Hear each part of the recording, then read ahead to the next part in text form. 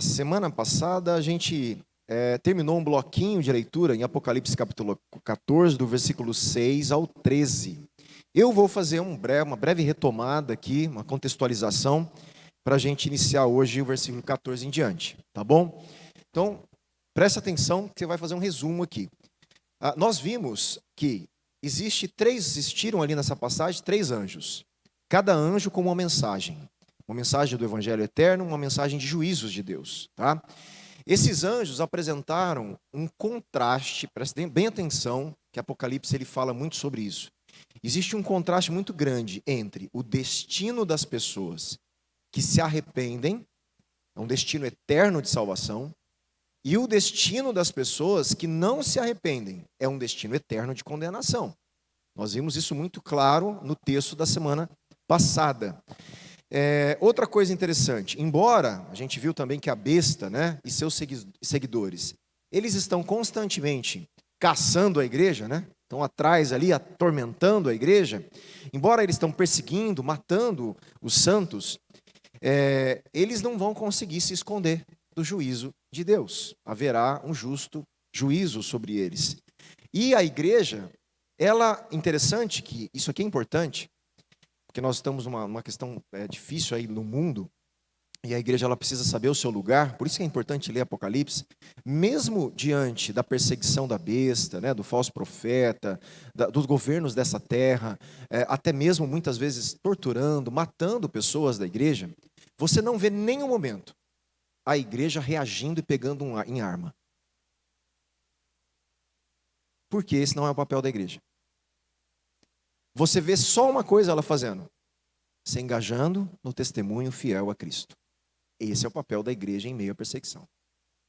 Então isso é importante, porque senão a gente vai entender, eu não estou falando aqui, não vou entrar na questão de arma, no quesito político aí que está sendo discutido, no direita, esquerda, fica discutindo, não é essa a questão. Isso aí é uma questão civil. Nós estamos falando numa questão como igreja. Não existe em nenhum momento, quando Pedro fez isso, levantou a arma, cortou a orelha, Jesus falou: pode parar com isso. Ele cola a orelha e falou: não. E em outra situação ele fala: que espírito vocês acham que eu sou? Se eu quisesse, eu pedir um monte de anjos, eles me livrariam. Então existe uma característica da igreja que ela é passiva, ela não é de guerra humana, física, de armas. Ela encara o sofrimento pelo evangelho, pregando o evangelho. E nós vamos ver que a atividade profética da igreja e missionária, ela vai aumentar com a perseguição. Ela não vai diminuir. Porque a igreja não se esconde em cavernas. Ela prega e, se necessário, ela é morta pelo evangelho. Gente, é isso que nós estamos lendo no Apocalipse.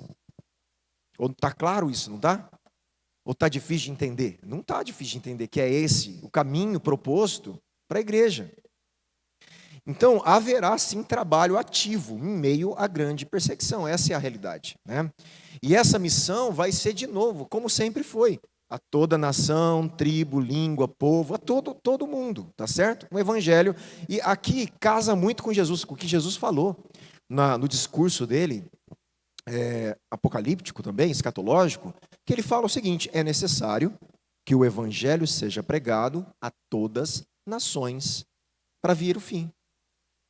Então, se o fim tem a ver com perseguição, tem ao mesmo tempo a ver com o trabalho missionário ativo e crescendo as nações. Então virá o fim. Aí não vai ser o contrário, a igreja não vai se acuar por causa da perseguição e parar de anunciar. Ela vai cumprir o chamado dela para Jesus voltar, que é pregar o evangelho. É isso que nós estamos vendo aqui o tempo inteiro. O chamado para temer a Deus e dar glória, lembra? É o resultado natural dessas mensagens dos juízos de Deus. Então, os juízos de Deus, lembra, sempre são oportunidades de arrependimento. Certo? Sempre. Deus está julgando as nações, mas no meio dos seus juízos, Deus ainda dá oportunidade de arrependimento. Ao momento que elas não se arrependem e se endurecem, aí elas sofrem as consequências que nós vimos aqui a semana passada, porque a hora do juízo chegou, o texto falou. Deixa eu ver se tem mais alguma questão importante aqui. Nós vimos que os pecadores que experimentam os prazeres transitórios desse mundo, que estão compactuados com a besta, com o dragão, eles vão então sofrer fogo, enxofre, fumaça, tormento eterno. A gente viu isso. Então, a questão da condenação eterna também é muito clara em Apocalipse. Eu só coloquei em dúvida a literalidade do tipo de inferno que a gente tem na nossa cabeça. Tá? Porque se a gente for estudar seriamente isso, a gente vai ver que pode também ser uma metáfora. Mas a condenação eterna, ela é clara. Se é uma metáfora, é um símbolo justamente desse fogo de juízo eterno de Deus. E fogo literal ou simbólico, mas o fogo sempre representa juízo na Escritura. Tá? Mas aqueles que vencerem, né, são aqueles que vão permanecer sempre fiéis. Eu estou só fazendo essa retomada geral. As obras de fidelidade serão... Os cristãos, os santos, vão ter as suas obras como consequência, vai acompanhar para a eternidade. Vocês lembram disso? Eles vão descansar das suas fadigas, as fadigas que nós temos por viver o Evangelho no mundo que está caído e quebrado ainda. Essas nossas fadigas, e principalmente a fadiga da perseguição daqueles que estão sofrendo, vai acabar. E eles vão descansar. E a fidelidade deles será lembrada na eternidade. É isso que é aquilo que a gente leu até agora. Hoje, a gente inicia capítulo 14, versículo 14 a 16. Eu vou ler até o 20, mas eu vou comentar provavelmente, talvez se der tempo um pouquinho mais, mas leia tudo, vamos ler tudo, porque existe, presta atenção, você vai ler agora, gente, é um símbolo, uma metáfora de duas colheitas.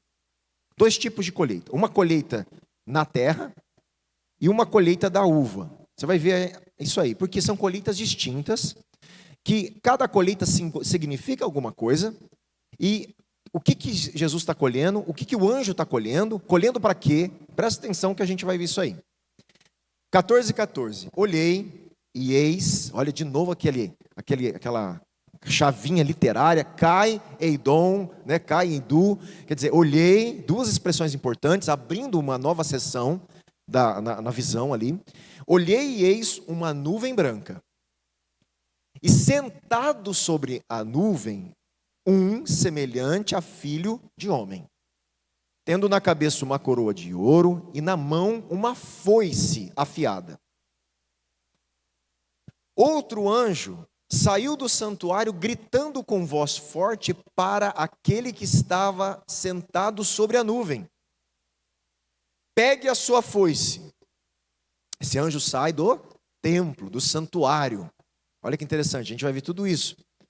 Pegue a sua foice e comece a colher, pois chegou a hora da colheita, visto que os campos da terra já amadureceram. E aquele que estava sentado sobre a nuvem passou a sua foice sobre a terra e fez a colheita. Versículo 17. Então outro anjo saiu do santuário.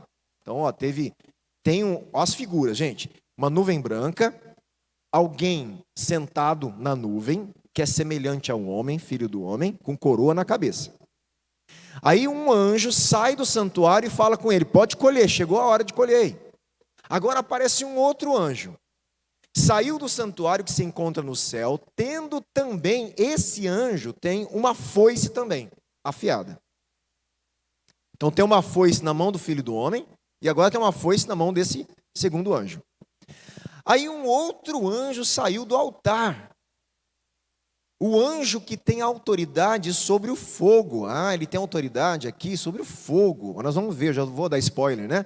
Sobre o juízo. Fogo, símbolo de juízo. Ele tem autoridade sobre o fogo e clamou com voz forte ao que tinha a foice afiada. Então o anjo que tem autoridade sobre o juízo, o fogo, ele clama com outro anjo que está com a foice. E ele fala para o outro anjo: pegue a sua foice afiada e ajunte os cachos da videira da terra, porque as suas uvas estão maduras. Então o anjo passou a sua foice na terra, ajuntou os cachos da videira da terra e os lançou, preste atenção, no grande lagar da ira de Deus. Então olha só, você tem uma colheita lá em cima, feita pelo Filho do Homem, e agora você tem uma outra colheita por um anjo que tem uma foice, e que ao colher essas uvas da terra, lança no lagar. Vocês sabem o que era um lagar? Lagar antigo, era aqueles tanques, da onde eles iam pisotear as uvas para fazer o vinho. Eram enormes tanques, um tanque que escorria em outro tanque, para que o suco da uva pisado fosse para outro tanque colhido. Então isso é o lagar. Tá? Então está dizendo que existe um lagar da ira de Deus. Essa segunda colheita são pessoas colhidas para serem pisoteadas no lagar da ira de Deus. Olha só o negócio aí. Pior aqui que não é bem aqui. Essa não, é de condenação. Da ira. O lagar foi pisado fora da cidade. Por que fora da cidade? Não vou falar, lá para frente eu falo.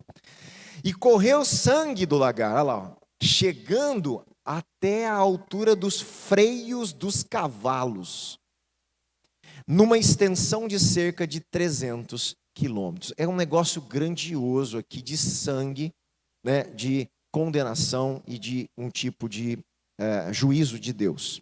Agora que nós lemos tudo, nós vamos voltar e rapidinho aqui comentar algumas coisas do 14 ao 16. Então, vamos voltar, leia de novo 14 ao 16. Olhei, e eis uma nuvem branca, sentado sobre a nuvem semelhante a filho do homem, tendo na cabeça uma coroa de ouro e na mão uma foice afiada. Outro anjo saiu do santuário, gritando com voz forte para aquele que estava sentado sobre a nuvem: pegue a sua foice e comece a colher, pois chegou a hora da colheita, visto que os campos da terra, você lembra Jesus falando, os campos já estão brancos, os campos já amadureceram. E aquele que estava sentado sobre a nuvem passou a foice sobre a terra e fez a colheita do Filho do Homem. A segunda colheita é do anjo, jogada no lagar. Então são colheitas diferentes, tá? Então, vamos lá, vamos tentar entender aqui. Esse é um tipo de colheita do grão aí, né? Ele está falando dos campos grandes e o outro fala da uva, né? Aqui é um debate considerável, sempre há, né? Sobre a nuvem está sentado alguém semelhante a um filho do homem. Se o filho do homem, quem é, né? Há um debate aí, que é. Mas eu acho que não há tanta dúvida para entender que é realmente Jesus, porque filho do homem remete de novo à alusão de Daniel. Jesus se chama filho do homem em várias situações. Provavelmente está usando esse título para dizer que é Jesus ali. Ao invés de falar o cordeiro dessa vez, ele usa esse título messiânico, tá? Então, eu acho muito provável estar falando diretamente de Jesus, assim como o Osborne também entende. Então, é o próprio cordeiro, é o próprio Cristo aqui que faz a primeira colheita, tá? Então, vamos lá. O Filho do Homem, ele tem aqui, a gente viu, 3 características. Primeiro, ele está sentado numa nuvem branca. Gente, sentado numa nuvem branca aqui é uma metáfora. Ele está sentado no trono. Isso é para lembrar, provavelmente, o acontecimento do grande trono branco do final. Há uma ligação do que está acontecendo aqui com o julgamento do trono branco. Olha como as coisas de Apocalipse, elas se entrelaçam de acordo com as palavras que fazem conexões e lembram outras coisas. Então aqui há uma grande probabilidade de só dizer que ele está no trono, ele vem para julgar. Ele é aquele que está sentado sobre a nuvem branca, ele está no lugar de julgamento, é um tipo de trono aqui que ele está sentado. Então é uma metáfora. Óbvio que a cor branca simboliza em Apocalipse todo, né? Pureza, sabedoria, glória, vitória. O branco está aí, né, em todo momento ali, né? Só que aqui provavelmente é um branco de vitória de Cristo, de juízo mesmo, né? A nuvem branca aqui, gente, não é um meio de transporte de Jesus, é o trono, é uma metáfora que a gente tem que entender mesmo ali. Se você olhar em Joel 3, olha o que diz Joel, não sei se o Davi pode abrir lá para a gente, Joel 3, versículo 12 e 13, olha como o texto de Apocalipse lembra um profeta do Antigo Testamento, como eu sempre tenho feito, né? Esse passeio. Olha lá para Joel e vê se não tem muito a ver com o que está acontecendo aqui. Por que isso? Porque Apocalipse é um cumprimento das profecias dos profetas do Antigo Testamento. Tá? Então, é como se ele olhasse para aquela profecia de Joel, passasse a profecia por Jesus, filtrasse em Jesus, olhasse para frente como um cumprimento final dela. É um negócio muito interessante. E aqui em Joel, olha que interessante, no capítulo 3, Joel 3, 12. Que todas as nações se levantem e sigam para o vale de Josafá, porque ali me assentarei para julgar todas as nações vizinhas. Versículo 13. Peguem a foice, olha lá, julgar, assentar, foice. Você está entendendo que tá tudo conectado lá com o Apocalipse? Lá ele está, sentado na nuvem, vai julgar, está com foice. Então as figuras são muito próximas de uma mentalidade profética que já existia, gente. Peguem a foice e comecem a colher, porque a plantação está madura. Agora, olha que interessante, aqui ele faz uma ligação com a segunda colheita também. Venham, pisem as uvas, a uva é a segunda colheita. Porque o lagar está cheio, os seus compartimentos transbordam. Porque é grande a maldade dessas nações. Opa, de novo, lagar e uva tem a ver com condenação, com juízo da maldade das nações. Então lá também. E lá já está indicando que aí o lagar da ira. Olha como os textos se entrelaçam e um explica o outro. É isso que eu sempre dou ênfase para você entender como a Bíblia ela está integrada. Ela não é um livro separado que eu posso ler de qualquer jeito, sem integração com as outras coisas que aconteceram. Porque senão eu vou fazer aquilo que eu sempre falo, né? Várias interpretações erradas, né? A questão nesse caso é se a nuvem branca implica juízo ou salvação. Dentro do contexto, nos parece juízo. Em Joel, ele está sentado para julgar, há um julgamento aqui, há um juízo, mas há um juízo também de alegre, nós vamos ver, um juízo de alegria, que é a primeira colheita. Ao mesmo tempo que há um juízo de condenação, que é a segunda colheita. Então é de juízo, mas juízos diferentes, pelo tipo de colheita que está sendo feita ali. A gente vai melhor aqui ver isso aí.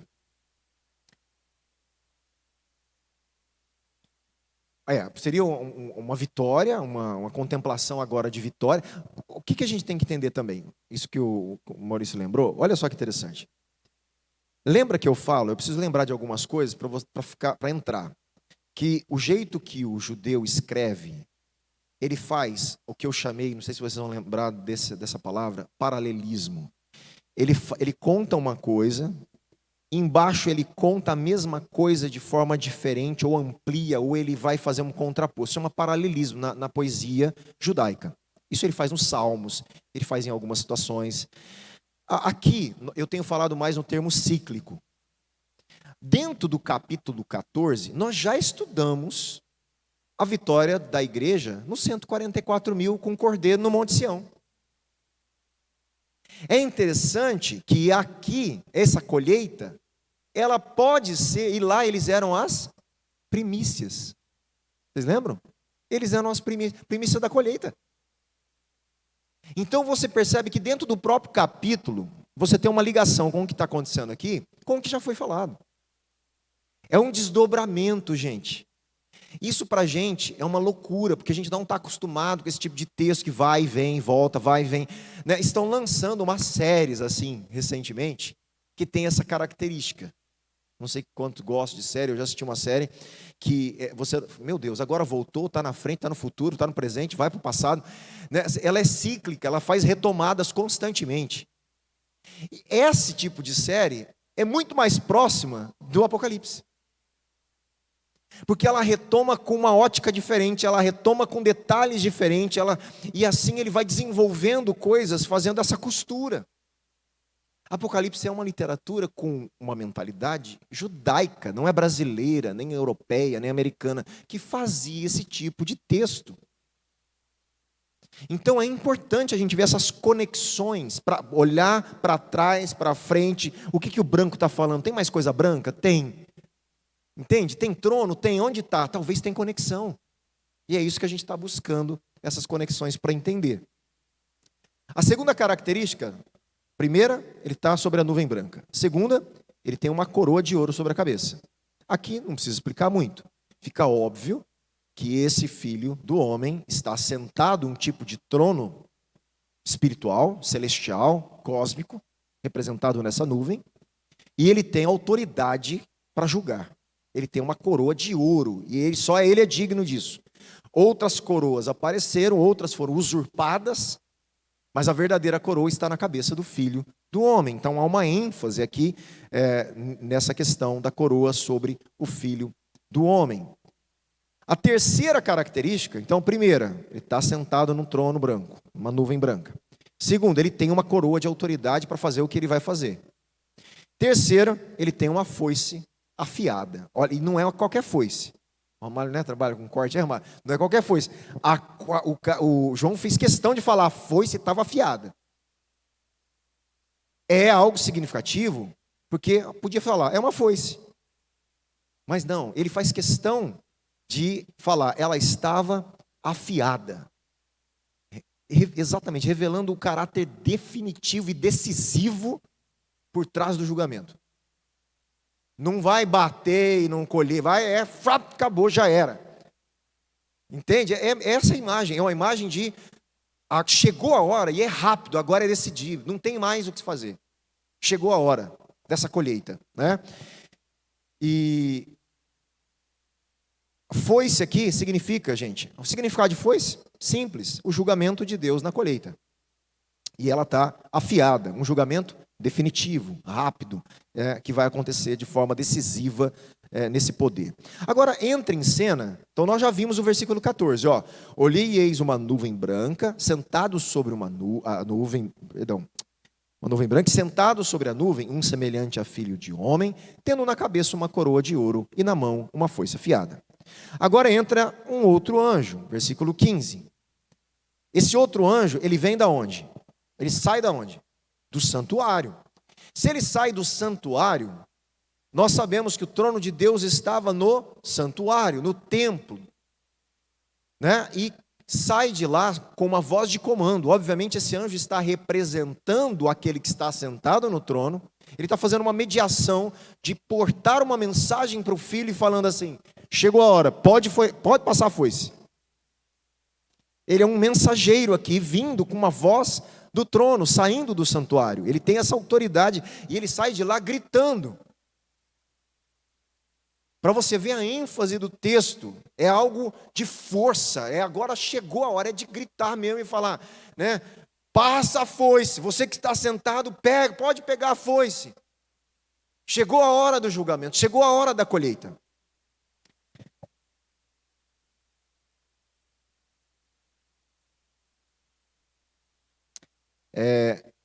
Olha que interessante, eu vou desenvolver aqui melhor, mas vamos voltar àquilo que eu falei aqui, que eu dei a entender.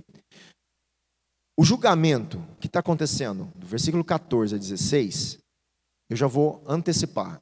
É um julgamento, uma colheita de salvos, de crentes. É aquela colheita que Jesus fala assim, olhe para o campo está branco, chame trabalhadores para passar a foice, ceifar e colher. Chegou a hora. Essa é a colheita da salvação. Que a igreja tem parte de colher os salvos. Então vai chegar o momento desse tipo de colheita de salvação pelo próprio Jesus. É isso que está falando aqui. Por isso que aqui você percebe que ele não joga em lugar nenhum essa colheita. Ele não joga em lagar, não joga em lugar nenhum. Ele não joga em lugar para debulhar, ele não joga em lugar nenhum. Ele colhe para ele. É uma colheita dos salvos. Agora, no versículo 17 a 20, é uma colheita dos perdidos para a ira. Para a condenação eterna no lagar da ira de Deus. Condenação essa que nós já Já lemos, ó como é cíclico. Que já foi falado de outra forma. Que outra forma? Fogo, enxofre e fumaça eterna. Já foi falado. Mas ele fala de novo sobre o juízo, a condenação, usando a metáfora da colheita. Tá? Então, é exatamente isso que está acontecendo aí. Deixa eu só ver aqui. Aquilo que eu já falei, né, tem um teólogo, eu já citei algumas vezes, Balcam, ele afirma que a imagem da colheita provavelmente remonta capítulo 14, versículo 4, né, e assimila a ideia dos 144 mil como primícias da grande colheita que está por vir. Esta colheita madura final dos santos ocorre aqui, no versículo 14 a 16. Né? Isso também é demonstrado na segunda frase, né? Que ele fala assim, peraí que eu perdi, gente. Pois a terra já está madura para a colheita. Né? Essa é a frase significativa aí. João também, né? Ele fala, em outros lugares Jesus vai falar. Agora, como eu falei, em nenhum momento essa primeira colheita, ela é falada, recolhida para o fogo, para ser queimado, porque no Evangelho você tem esse tipo de indicação também. João, por exemplo, ele fala que os ramos são recolhidos, jogados no fogo e queimado. Quer dizer, um tipo de colheita também de arrancar os ramos para juízo. Aqui não tem isso, né? Não tem algo de debulha do grão, que seria um outro tipo de pisoteamento de grão, que falasse de juízo. Então entende-se que essa primeira colheita é uma colheita de salvação mesmo, tá bom? Dos redimidos, né?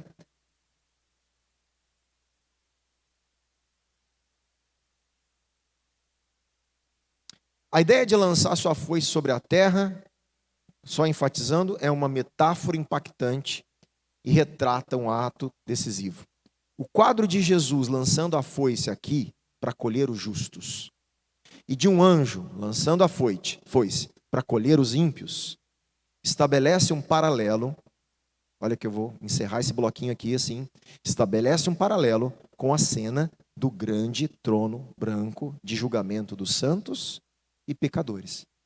Você percebe que tem um paralelo com o que está acontecendo aqui, com o que vai acontecer ainda no julgamento do trono branco.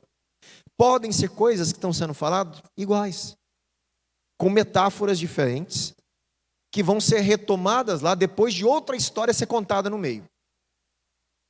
E é assim, você vê que é difícil a cronologia. Nós temos que entender que existe a mensagem. A mensagem há um juízo final. E essa mensagem de juízo, ela é embalada num monte de metáfora. Embalada no 144 mil, no Monte Sinai, de fogo, enxofre, fumaça, lagar, um monte de metáfora. Depois trono branco, nuvem branca. Tudo isso falando que haverá prestação de contas. Essa é a grande questão que nós precisamos entender, tá certo? Vamos entrar hoje sim no versículo 17 agora. Vamos ler novamente, a gente inicia aqui. Então, outro anjo saiu, de novo aí, do santuário, que se encontra no céu, tendo também ele uma foice afiada. É interessante notar que essa colheita não é feita diretamente pelo Filho do Homem. A colheita dos redimidos é feita por Jesus. A colheita dos não salvos, para a condenação, não é feita por Jesus, ela é feita por um anjo. Olha que interessante essa distinção que está sendo feita aqui. Tá? É um anjo que sai do santuário também com uma autoridade para ceifar. Mas não é o Filho do Homem que está fazendo essa colheita. Isso aqui é uma característica muito interessante que diferencia aqui realmente as colheitas aqui, tá bom? Mas ele também tem aqui uma foice. Aí no versículo 18, ainda outro anjo saiu do altar. O anjo que tem autoridade sobre o fogo e clamou com voz forte ao que tinha a foice afiada, dizendo: pegue a sua foice afiada e ajunte os cachos da videira da terra, porque suas uvas estão maduras. Também está pronto, quer dizer, madura, também está pronto para colher. Só que é uma colheita que vai ser jogada no lagar da ira de Deus. né? Então, existe aqui um outro anjo vindo agora, que interessante. Ele não vem aqui, esse outro anjo, olha que interessante. Ele não vem do santuário. Ele vem do altar. De novo, significativo. Por quê? Porque nós já estudamos quem está no altar clamando e orando. Os mártires. Os mártires estão na base do altar clamando por justiça. Por isso o anjo sai do altar com fogo de justiça, respondendo à oração dos mártires. Por isso que Deus fala, calma um pouco. Aqui são momentos que Deus está respondendo à oração dos mártires. E a justiça sai do altar, com um anjo com uma mensagem do altar. Deus liberando esse anjo, pode falar para o outro que está com a foice, que chegou a hora do juízo. Que chegou a hora da ira de Deus se manifestar. Coisa que os mártires estão clamando. Gente, é um negócio interessante, a gente tem que entender essa dinâmica. E aqui a gente tem que entender que você fala assim, é momento de tristeza o que nós estamos lendo? Depende. Depende se você está na primeira colheita ou na segunda. Por quê? Porque se você está na primeira colheita, é momento de alegria. Porque Deus está respondendo a hora, mas eu vou ficar alegre com a condenação do outro? Não, meu irmão, você vai ficar alegre com a justiça de Deus. Essa que é a questão. Deus é justo. E há uma demanda por justiça. Todos os salvos vão olhar para esse momento e vão se alegrar. Pela justiça e não pela condenação do outro. Porque Deus está sendo o que Ele deve ser. Justo. Porque se Deus não for justo, Ele não pode ser Deus. Deus é perfeitamente justo. E a justiça de Deus, ela é louvada, ela é adorada. Então, nesse momento, os mártires vão se alegrar pela justiça clamada. Então, depende de que lado você está. Né?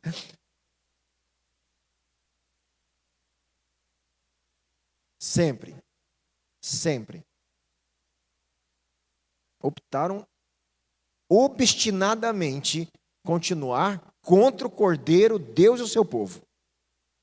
É essa a questão que está clara nos sinais dos tempos. Né? Então, aqui o fogo, né? Novamente, poder sobre o fogo, facilmente nós entendemos que o fogo representa juízo. Eu poderia dar exemplos do Antigo Testamento, mas não há necessidade, eu acho que está tranquilo em vocês entenderem isso aí. Tá? Como o anjo do versículo 15, este clama também em alta voz. E ordena ao primeiro anjo, passa a tua foice afiada e colhe. No entanto, a imagem, como a gente já está falando, é uma imagem da colheita da uva, e assim a ordem é reunir as uvas da vinha da terra. Agora, a segunda metade de Joel, olha só, nós já lemos, não precisa abrir, Davi. A segunda metade de Joel entra em cena. Joel fala da segunda, em versículo 13, vinde, descei, porque o lagar está cheio, os vasos dos lagares transbordam, pois a sua maldade é grande. Essa frase aqui tem a ver com a segunda colheita. O uso da colheita da uva como metáfora para o juízo divino também é visto em outras passagens. Isaías 5 fala disso, Isaías 63, Lamentações 1. Então você tem outros profetas do Antigo Testamento usando uma metáfora do juízo de Deus relacionado à colheita da uva. Portanto, em resposta à ordem, o anjo reproduziu a ação de Cristo. Ele faz igual a Cristo, ele vai passar a sua foice pela terra como uma ação violenta, a fim de colher a vinha, isto é, a terra, os habitantes da terra. Né? E nós vemos aqui que eles jogam, então, no lagar da ira de Deus. O grande lagar da ira de Deus, ele também ecoa a passagem do Antigo Testamento. Você quer ver? Isaías 63. Davi, não precisa abrir, não. Porque está cortado aqui um pedaço para diminuir o texto. 63, 3 e 4. Eu pisei no lagar sozinho. e os pisei na minha ira, e os esmaguei no meu furor, e o seu sangue respingou nas minhas vestes, e manchei toda a minha roupa, porque o dia da vingança está no meu coração, chegou o ano da minha redenção. Forte, né? Palavras fortes, profecias de julgamento, de lagar, representando toda essa figura do juízo de Deus. Gente, Apocalipse não surge do nada, entende o que eu estou falando? As figuras não surgiram do nada. Tudo o que Jesus mostrou e como João organizou tem a ver com toda a mentalidade profética do Antigo Testamento. Isso a gente está vendo absurdamente, né? Vários textos e outros, muitos que eu não leio por causa do... Fica muito, né? Muita informação, tá? Eu já expliquei o que era o lagar, né? Eram 2 tanques aí, um superior, um menor, pisado, as uvas eram pisadas. Tem um filme antigo que a Simone assistiu, bonito, mexicano, não sei se a Simone lembra. Que ele mostrava, eram plantadores, né? É uma família tradicional do México. E eles plantavam as vinhas antigas, né? Aquela tradição de plantar, bem caseira, tal. E aí na colheita eles levavam assim as mulheres que na cultura mexicana ali, as mulheres que iam para o lagar e eles faziam uma festa. Tanto é que a colheita da uva é festa. Por isso que eu estou falando que há uma festa na colheita, mas é uma festa dos salvos, porque as uvas são os condenados que estão sendo pisados, né, no juízo de Deus. E ali elas festejavam e elas ali dançavam em cima das uvas e com os pés ia tirando o suco da uva e escorrendo. Então era um jeito bem tradicional que existia nessa época. E no filme, muito bonito, eu não vou lembrar o nome, faz muito tempo que a gente assistiu esse filme, mas muito bonito o filme, né? É um romancezinho também, né? Tem ali, mas é muito legal porque mexe com a vinha, com a cultura, o plantio, a colheita, a época do lagar ali, era muito bonito ali, eu não vou lembrar, né? Então, mas veio a cena ali das mulheres pisando ali as uvas, né?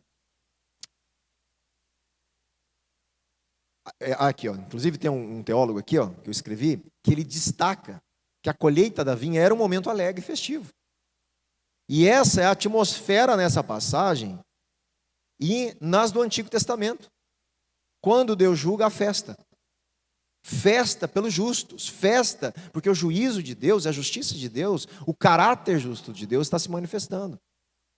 O juízo divino implica também justiça para os santos. É isso que a gente tem que entender. Redenção para o povo de Deus, quando seus inimigos recebem a justiça devida. Agora, o juízo ocorre fora da cidade, gente. É outra metáfora. Todo mundo que, né, fora do portão da cidade, será reservado, né, para pessoas infiéis, para pessoas que estavam sendo retiradas do contexto da comunidade. Por isso ele é julgado fora da cidade. Né? Os fiéis, eles entram pelas portas da cidade, ao contrário. Então, é uma figura também, né, que essas pessoas que estão sendo pisadas, elas foram desconectadas da cidade de Deus. Elas foram desconectadas da graça e da aliança, né, do pacto, então eles são fora da cidade. Essa é outra metáfora que está escrito aqui, bastante texto, não vou ler também, mas dá para entender aí, né? Ele fala da gravidade disso, que fala da altura, né, do sangue do lagar chegando à altura dos freios dos cavalos. Ele está dizendo aqui, gente, é uma cena meio que terrível, né? Quer dizer, uma cena que parece uma cena de guerra, de destruição, não é literal provavelmente, mas é falando da gravidade, como que se acontecia antigamente, de locais aonde se enchia de sangue, aonde você tem essa quantidade de sangue, até, né? É uma inundação de sangue, exatamente. Exatamente. Quer dizer, é um negócio absurdo, é uma hipérbole, né? É um exagero, para enfatizar a gravidade do negócio aqui que está acontecendo e da quantidade de pessoas que não se arrependeram. Então, gente, essas cenas, elas são fortes, eu sei, elas não são politicamente corretas, de forma alguma, né? Mas, se nós acreditamos, são verdades das Escrituras.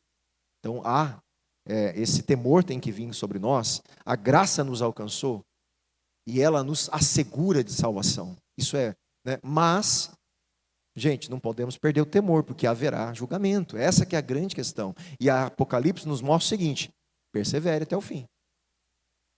Continua na caminhada aí.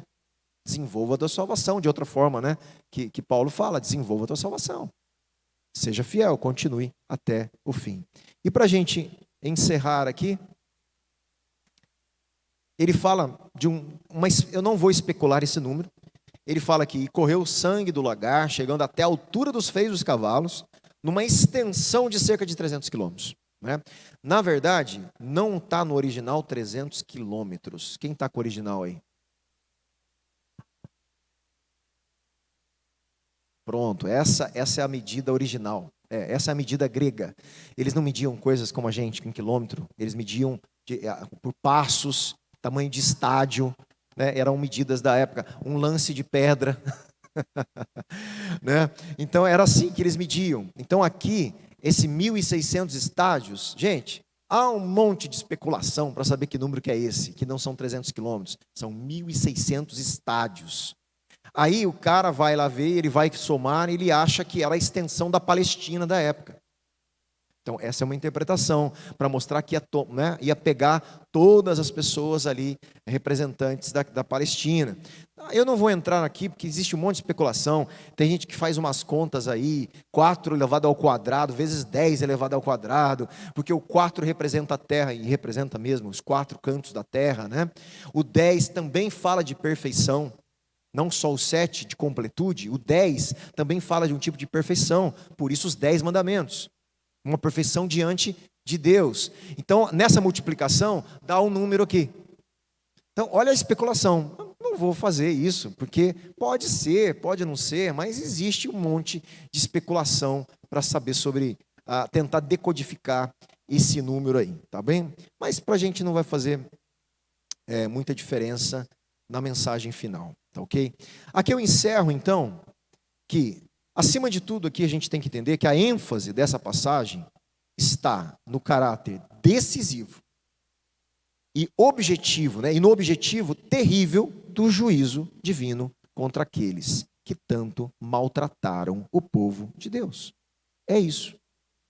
Ele está mostrando a gravidade daqueles que não se arrependeram e que maltrataram o povo do Cordeiro. Há um julgamento final para essas pessoas. Tá? Então é isso que Apocalipse nesse trecho está mostrando para a gente. Aqui a gente termina o capítulo 14. A semana que vem eu só faço um breve resumo dele e a gente entra no capítulo 15 aí. Tudo bem? Amém? Tá ficando mais fácil, não tá?